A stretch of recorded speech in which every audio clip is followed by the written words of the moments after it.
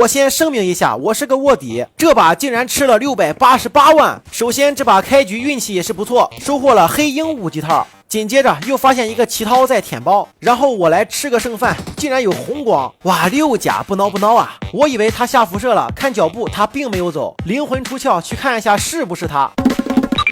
你好，果然是他，太狡猾了，要上来抓我了，不知道我是地铁雷神吗？听好脚步，算好手雷，爆炸时间来了，我让你追我，直接补掉，不给机会。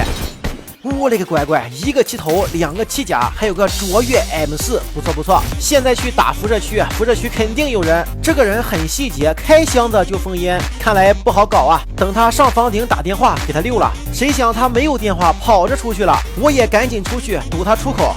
Hello， 发现我了，那就打吧，先丢个火，没有烧到。哇，这颗雷差点给我崩死，扔火了，没事，烧不到我。他在排点，看我还在不在。确定安全了，他要出来了，没想到吧，我还在这里。这装备可以啊，一个气头，2个气包，还有一把卓越妹控。别卖物，准备开出564万了，上去开张黑卡。我说开黑卡，而不是开黑门。黑卡来吧！我去，一语成谶呀！看一下这把黑门爆率如何。这爆率不坏也不孬，中规中矩吧，简简单单拿下688万，吃饱了。粉丝还饿着呢，都给粉丝吧，谁让我那么宠粉呢？来，火焰刀也给你了，狗牌也给你了，拿去吧。我是子木仙，只玩卧底，咱们下期见。